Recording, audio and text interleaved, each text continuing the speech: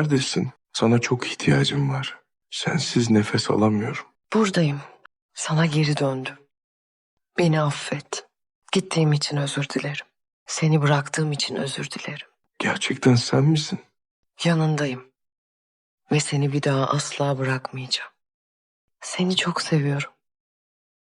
Alya gittikten sonra Cihan normal bir hayat yaşama arzusunu tamamen kaybeder.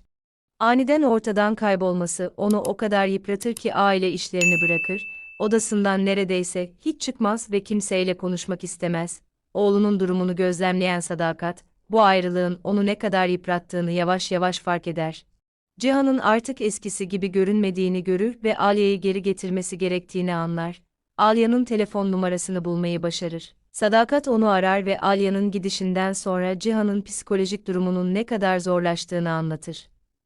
Bunu duyan Alya, artık daha fazla uzak kalamayacağını anlar. Alya Mardin'e dönmeye karar verir. Odalarına girer ve Cihan'ı yerde görür. Tek başına oturmuş, elinde fotoğrafını tutuyor, sanki bu şekilde en azından varlığını hissetmeye çalışıyormuş gibi, gözlerini kaldıran Cihan, aniden karşısında Alya'yı görür. İlk başta gerçekten geri döndüğüne inanamaz. Alya, Cihan'a kendine gelmesi için zaman tanımadan hemen yanına yaklaşır ve onu sıkıca kucaklar. Ağlayarak onu yalnız bıraktığı için özür diler. Cihan da gözyaşlarını tutamaz ve karşılık olarak ona sarılır. Kısa süre sonra Sadakat odaya gelir ve Alya'dan onunla yalnız konuşmasını ister. Yalnız kalan Sadakat, ilk kez hatalarını gerçekten itiraf eder. Geçmişte Boran'a yardım ettiği ve meydandaki trajediye yol açan olayların bir parçası olduğu için Alya'dan özür diler.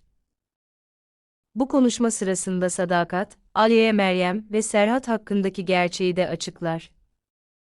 Meryem'in Alya'yı kasten kandırdığını, Serhat'ın Cihan'ın oğlu olduğuna ikna ettiğini söyler. Böylece Alya'nın kaçmaya karar vermesinin ana nedenlerinden birinin yalanlara dayandığı ortaya çıkar.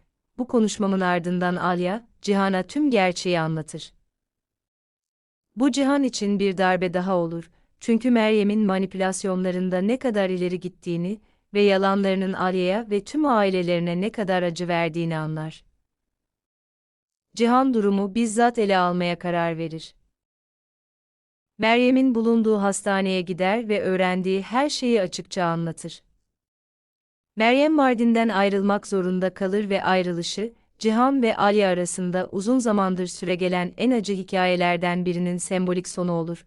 Gerçek ortaya çıktıktan sonra, Cihan ve Alya Deniz'i düşünmeye başlarlar.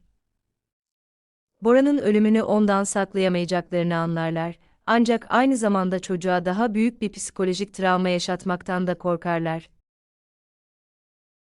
Sonunda Deniz'e gerçeği söylerler. Çocuk Bora'nın ölüm haberini çok ağır karşılar, çünkü yaşadığı her şeye rağmen, o hayatının bir parçası olarak kalmıştır.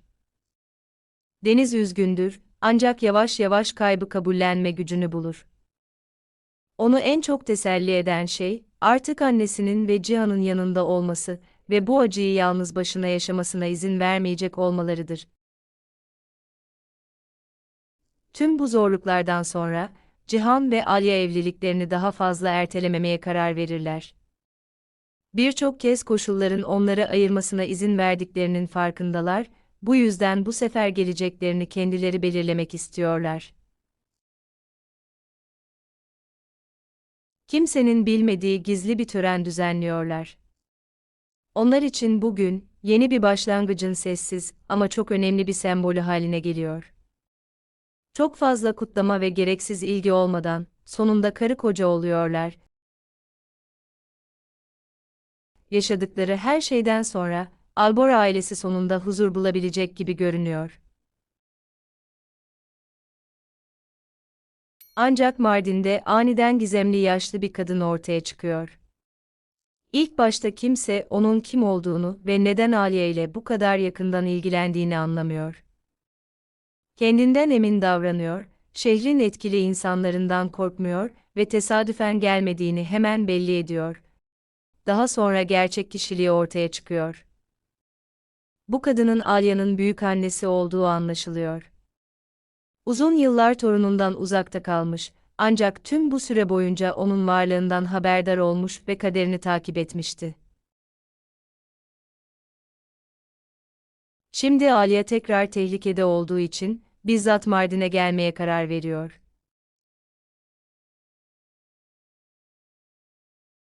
Büyükanne düşmanlarıyla yüzleşmekten korkmayan, güçlü ve etkili bir kadın olarak ortaya çıkar ve hemen Alia'nın tarafını tutar. Alia için bu durum beklenmediktir. Çünkü ailesinde böyle sırlar olduğundan şüphelenmemiştir bile.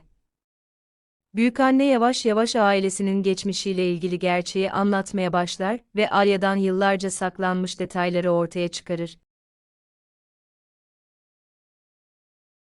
Bir süre sonra, Alia'nın geçmişinden 2 kişi daha Mardin'e gelir. Babası ve erkek kardeşi.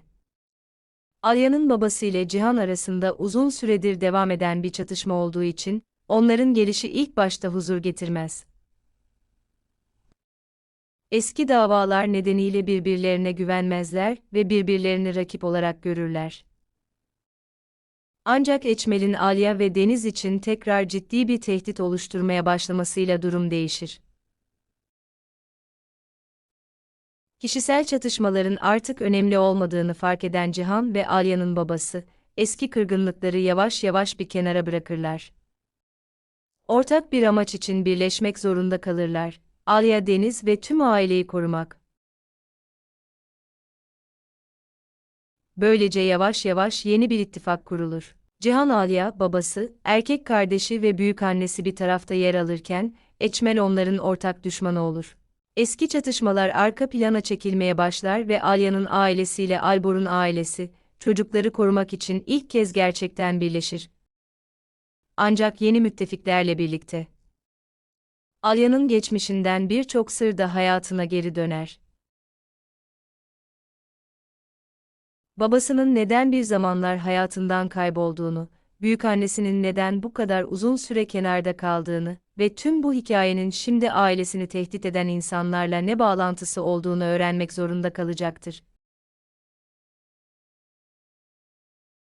Bu keşifler Cihan ve Alia'nın aileleri için verdikleri mücadelenin, Alia'nın geçmişinin sırlarının ortaya çıkmasıyla iç içe geçeceği hikayenin yeni ve büyük bir aşamasının başlangıcı olabilir. Daha birçok sınavdan geçmek zorunda kalacaklar, ancak bu sefer yalnız olmayacaklar, ortak gelecekleri için savaşmaya hazır bir aile yanlarında olacak. Böylece Alia Mardin'e döndükten sonra, Cihan ve Alia'nın hikayesi yeni bir aşamaya girer. Meryem'in temel yalanını aşmayı başarırlar ve ayrılıklarının sevgi eksikliğinden değil, manipülasyon ve korkudan kaynaklandığını anlarlar. Bu onlara yavaş yavaş güveni yeniden inşa etme ve sonunda başkalarının entrikalarının ailelerini yok etmesine artık izin vermemeye karar verme fırsatı verir.